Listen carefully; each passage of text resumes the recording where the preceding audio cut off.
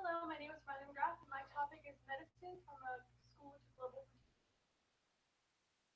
start this off, we're going to start at the very beginning. From a very, very young age, I had tons of medical problems, ear infections, strep. It got to the point where I was so sick that they decided that they were going to remove my adenoids and put tubes in my ears to stop the ear infections when I was 6 years old.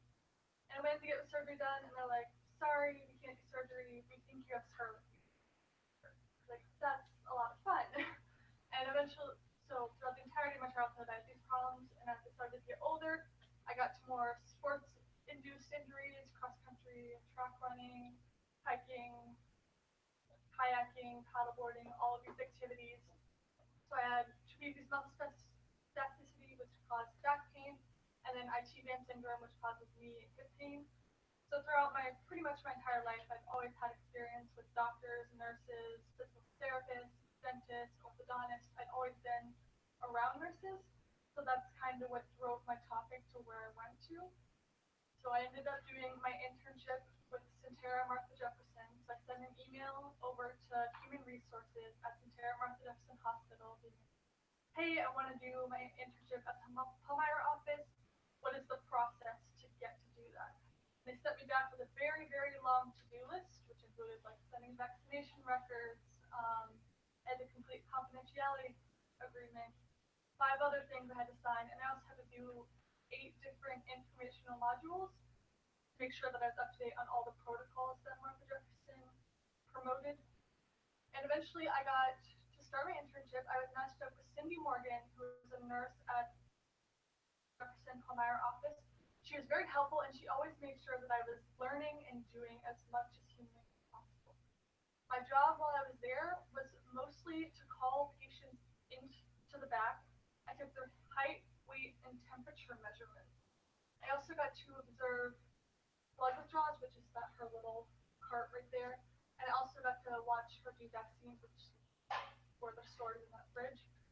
And I also got to, not entirely sure if I was supposed to, but she let me perform blood and urine tests while I was there, which is pretty cool. She, of course, watched me closely to make sure I didn't make any mistakes. And I think this was probably the most pivotal moment in my entire project, because this is when I realized that this is really what I wanted to do. Because I would go home and be like, hey, Mom, I was doing today, I saw this really cool thing. And she goes, Carly, that's really disgusting. But I think it's cool. So that's when I knew that this is where I wanted to be. So I took it a step further and decided to go through the Urbana County Public Schools to do my community service. With help from Ms. Ash, we sent around a few emails, and I eventually ended up at Central Elementary with Sonia Patterson and Joyce Hutchins. My main mentor was Sonia Patterson, but because she's head nurse, she was kind of running around everywhere, meetings, consultations. She was kind of bouncing around all the schools. So I did spend a lot of time with Joyce Hutchins.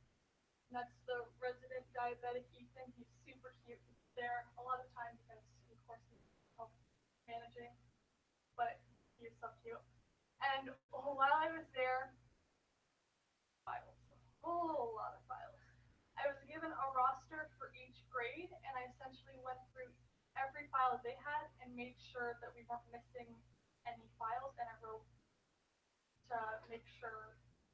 files to make sure that each one had a file. I also organized medical supplies. I went on the electronic health record to make sure that they had their allergies on there in case anyone had an allergic reaction, because systems that it was updated. And I also went on the official Virginia vaccination website to make sure that they didn't have records of vaccinations that we didn't have records of, so it all matched up. And then after a while, I'm a big fan of organization and paperwork, which is not a common fan of skills, say. So after I was done organizing all of the files in these cabinets, they're like, we don't really have anything left for you to do, but I had still a few hours to do, so they sent me over to Carysbrook Elementary School, where I found more files. They have this very scary room called the Vault, which sounded very threatening to me, but it's filled with files on every student there. And I went through every single one of the files in this vault and made sure that every student was up to date on their vaccination. Took a lot of time, a lot of files, but like, I'm an organization junkie, so it was great. And I think that this was a very significant part of my project, because when you sure that all the students are up to date on vaccinations and that all the files are up to date. It can mean, in some serious cases, the difference between life and death. If a student comes in with having an allergic reaction, but the allergy is not on the file, it lengthens the time between problem to treatment. It's sometimes scary. And then for my legacy is still in the works, but the overall plan is to put a tree, a paper tree, somewhere throughout Savannah County High School, and it's going to have leaves on it, and each leaf is going to correlate to a clothing item or like an outfit, and depending on how many outfits that we accumulate, they're going to be distributed to the schools throughout the county. And when I was at Central, a lot of kids came in and they were like having accidents. They ripped their pants, they knocked their tooth out, and they had blood all down their shirt, or they weren't like appropriately dressed for the weather.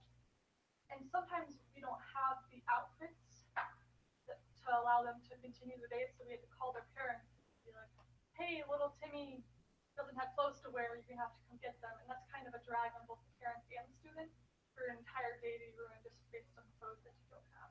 So I feel like this would be really helpful, and it's kind of self-replenishing in the sense that the way it's organized at Central is if the nurse provides clothing for a student, the parents are responsible for washing that and getting it back to the nurse's office. So it's always like a continuous cycle, making sure that we all have clothes remain. And what led me to my research topic was while at my internship, Cindy Morgan pointed out something that resonated with me deeply. She said, in reference to the way that vaccinations were organized, "I don't understand why the vaccination you receive correlates with the insurance that you have. It seems a little unfair to me. If that's how we do things, how are other countries doing things? Like, how do we compare?" So I looked it up, and I fell upon thousands of articles that just didn't make any sense to me. I even found a couple mathematical formulas, and I'm like, "There's math in this?" Just didn't understand. So I decided that I was going to do my research on how the United States healthcare compares to that of other countries. So I compared the United States to Canada, the United Kingdom, France, Saudi Arabia, and China. Which was the United States has like a really good amount of technology, like a really technologically advanced, and we're also very fast in the sense that patient waiting times are very slim, and from the time someone's diagnosed, their treatment is a lot faster. But overall, we spend the most on healthcare by like a whole lot amount of money, but we're not the best, which is a little conflicting for me. So I came to the conclusion that the reason we're not the highest is because we're really bad at spending money, and we're not very good at coming to a consensus on how things should be organized, and we're very poorly insured based on the amount of money we spend towards healthcare. And my advice to any upcoming Regis seniors is to be patient, not complacent. People that you're going to communicate with throughout the entirety of your project, they have things going on with their lives, things come up, and you kind of get pushed down their priority list. And sometimes people just genuinely forget about you because you're not their priority for the day. So you just can know when you need to abandon ship and find a new opportunity, or just send them like, "Hey, just wanted to know when you think we're going to get this started, if you need any help, what my next steps are," and that kind of reminds them, but it's not like overly aggressive and like, "Help me, what are you doing?" and whatnot. Future plans for life. And on August 10th of this year, I will be going to Brazil and doing a gap year program there. I'll be there for an entire year, living with 3 different families. I'll be right in Santos City, which is south of Sao Paulo and west of Rio. And then when I return, I will be going to Mary Washington and go to the nursing program, or I'll go to PCC and do the ENT program.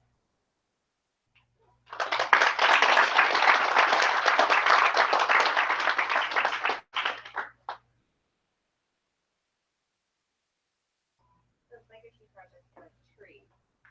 Are you looking for school? Just at the high school, and possibly at the school board.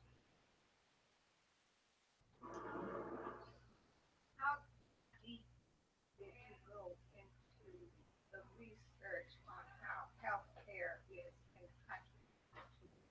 I compared the overall structure, Okay. how it was funded, Structure. Okay. how it was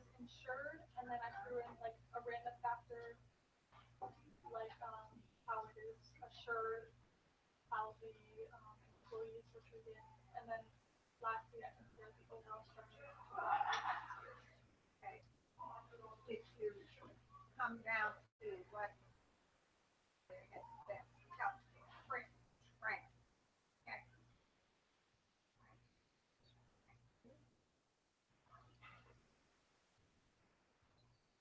You mentioned that you said something about how vaccinations correlate to the insurance that you have. Does that mean the type? When you open the refrigerator, the top two shelves are for private insurance, and the bottom two shelves are for all other insurance. And she was like, why, if we're all getting vaccinated for the same disease, how do we have to be vaccinated? Quality. Yeah. You said that you were going to Brazil with the program. What kind of work do you be doing? What kind of program? It's an exchange program, so technically you're supposed to do it in high school, but I decided I want to do it after, so I will be redoing my senior year of high school, but it'll be in Portuguese, so it's more of like a cultural thing than I'm doing that type thing. You speak Portuguese? Yeah. That's really important. I'm working on it. Work in progress. Everybody speaks English.